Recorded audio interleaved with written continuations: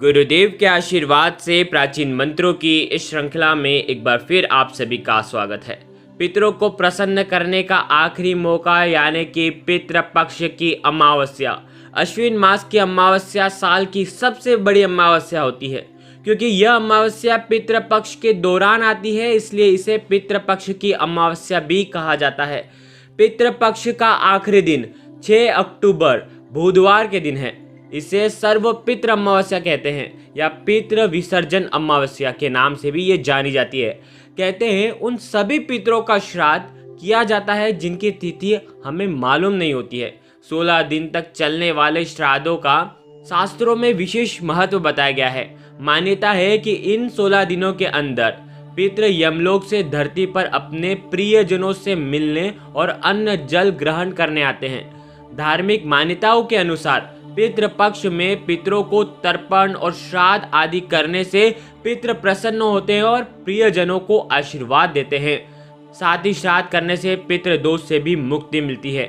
अश्विन मास की अमावस्या तिथि को पितृपक्ष का समापन होता है। इस दिन दान स्नान का विशेष महत्व होता है।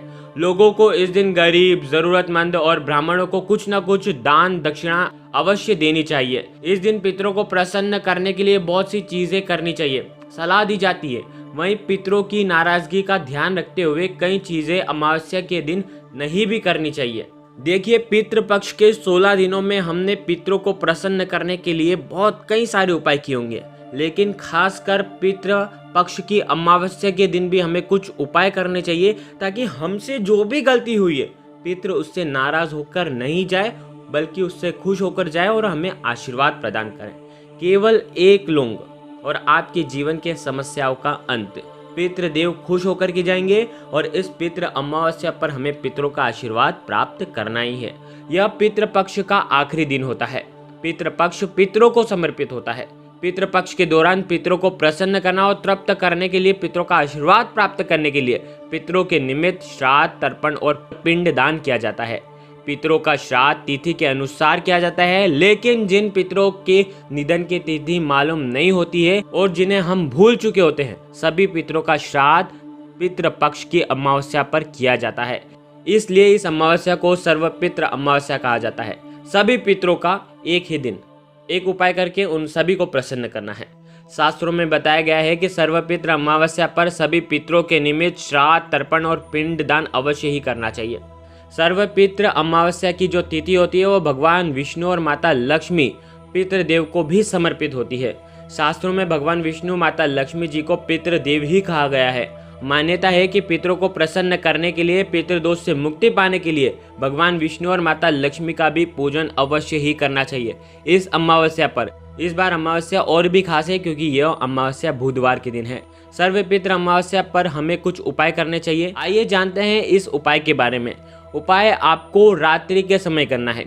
अमावस्या के दिन सूर्यास्त के बाद रात्रि के समय में यह उपाय आपको बड़े भक्ति भाव से करना है। इस उपाय को करने के लिए आपको अच्छी तरह से हाथ पैर मुंह धो करके, स्नान करके अच्छे स्वच्छ वस्त्र आपको धारण करना चाहिए।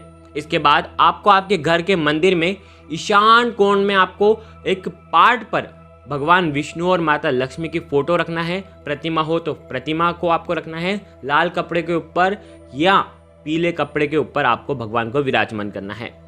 उनके सामने एक शुद्ध घी का आपको दीपक जलाना है।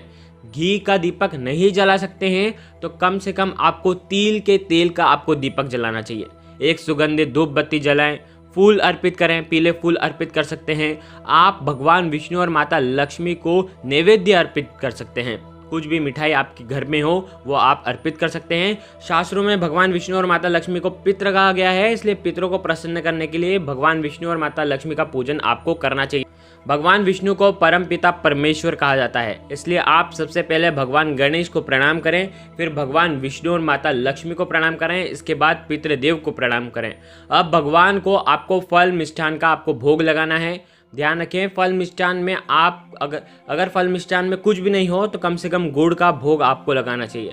भोग लगाने के बाद भगवान विष्णु को हल्दी से तिलक लगाएं और माता लक्ष्मी को हल्दी और कुमकुम दोनों से तिलक लगाएं। इसके बाद आपको क्या करना है, एक साबुत फूल वाली लौंग लेना है। ध्यान रखें, फूल होना चाहिए, खंडित नहीं होनी चाहिए, आखी साबुत फूल वाली लौंग होनी चाहिए। अब आपको क्या करना है, इसे पूजा में इस्तेमाल करना है। आपने जो दिया लगाया है, तिल के तेल का आपने जो दिया लगाया है, उसके अंदर ये आपको एक लौंग डालना है। कैसे डालेंगे, भगवान विष्णु और माता लक्ष्मी के चरणों में आपको रखना है। लौंग को रखने के बाद भगवान विष्णु के महामंत्र 108 बार ओम नमो भगवते वासुदेवाय का आपको जाप करना है। 108 बार जाप करना है। भगवान विष्णु के मंत्रों का जाप करने के बाद माता लक्ष्मी के ओम श्रीम नमः इस बीज मंत्र का जाप करना है। मंत्रों का जाप करने के बाद आपको ओम पितृ देवताय नमः इस मंत्र का 108 बार जाप करना है। 3 मंत्र, तीनों का 108 108 108 बार जाप करना है। हो सके तो भगवान से अपनी जितनी भी गलतियां हैं उसके लिए क्षमा मांगे, पितरों से क्षमा मांगे। जाने अनजाने में इन 16 दिनों में अगर आपने कुछ गलत कर दिया है, उनका अपमान कर दिया है, कुछ भूल कर दी है, उसके लिए आपको माफ़ी मांगना चाहिए और कष्ट और दुख दारिद्रता दूर हो ऐसी प्रार्थना करनी चाहिए। हमेशा उनका आशीर्वाद आप पर बना रहे ऐसी आपको प्रार्थना करनी चाहिए। अब आपको भगवान विष्णु के जो भी मंत्र आते हैं, जो भी पाठ आते हैं, वो आप कर सकते हैं। विष्णु सहस्त्र नाम का पाठ कर सकते हैं। माता लक्ष्मी के भी आपको जो भी पाठ आते हैं वो आप कर सकते हैं। 40 का जाप कर सकते हैं। लौंग को उठा करके आपको उस तिल के तेल के दीपक के अंदर आपको डाल देना है। घी का दीपक प्रज्वलित करा है तो उसके अंदर भी आप डाल सकते हैं। इस दिए को उठा करके भगवान विष्णु को प्रणाम करके इस दिए को उठा करके आपको आपके घर के सबसे नज़दीक में जो भी पीपल का वृक्ष है वहाँ पर आपको जाना है और आपको दक्षिण दिशा की तरफ आपका मुख होना चाहिए और घी की जो बाती जो जल रही है, जो प्रज्वलित हो रही है, वो भी आपको दक्षिण दिशा की तरफ ही उसका भी मुख करना है। और क्योंकि दक्षिण दिशा क्या है, पितरों की दिशा मानी जाती है।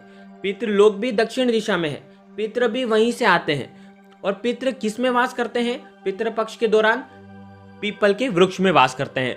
तो पीपल के वृक्ष के वहां पर आपको ये दीपक वहां पर रखना है। अब आपको ओम पितृ देवताय नमः इस मंत्र का 108 बार वहां पर जाप करना है। भगवान विष्णु माता लक्ष्मी को प्रणाम करना है, पितृदेव को प्रणाम करना है और पितृदेव से प्रार्थना करनी है कि आपके कारण ही हमारा जीवन सार्थक है, आपका आशीर्वाद हमारे जीवन में हमेशा बना रहे। हमसे कोई भी गलती हुई हो उसके लिए आप हमें क्षमा करें। इस अंधेरी काली रात में, अमावस्या की काली रात में पितरों का आशीर्वाद पितृ पक्ष के दौरान सर्वपितृ अमावस्या के दिन आपके जीवन के कष्टों को हरने वाला है। बड़े भक्ति भाव से अपने पितरों को प्रणाम करें और इस उपाय को करें ताकि आपके जीवन से सारी नकारात्मकता जो है वो उस लौंग के अंदर आ जाए और पितरों के आशीर्वाद से वो सब समाप्त हो जाए और पितृ प्रसन्न होकर के जाएं। पितरों के निमित्त कुछ मंत्रों का जाप करते हैं, कुछ उपाय करते हैं तो हमारे जीवन की कई समस्याएं तो ऐसे ही हल हो जाती है। और ध्यान रखें, आपने जो गुड़ का भोग लगाया है उसमें से थोड़ा सा गुड़ आपको उठा करके उस दिए के अंदर भी अगर आप डाल देते हैं तो पितरों को भी भोग लग जाता है। तो ऐसा आपको अमावस्या के दिन करना चाहिए। आप क्या करेंगे, ये जो दिया है वहीं पर आपको रख करके आना है। तो आप मिट्टी का दिया भी ले सकते हैं, मिट्टी का दिया आप वहाँ पर रख करके आ जाए। बड़ा ही आसान और असरकारक उपाय है। भगवान से प्रार्थना करते हैं कि हर बार आपके पितृ आपसे प्रसन्न होकर के जाएं, उनको मुक्ति मिल जाए, कोई भी आपके जीवन में पितरों के निमित्त कोई भी परेशानियां आपके जीवन में ना आए। गुरुदेव के आशीर्वाद से प्राचीन मंत्र, यंत्र और उपाय आपको प्रभावना के रूप में दिए जा रहे हैं। आपके अपने इस चैनल को लाइक करें, शेयर करें, सब्सक्राइब करें और बेल आइकन को जरूर प्रेस करें। जय माता रानी, जय गुरुदेव, प्रणाम।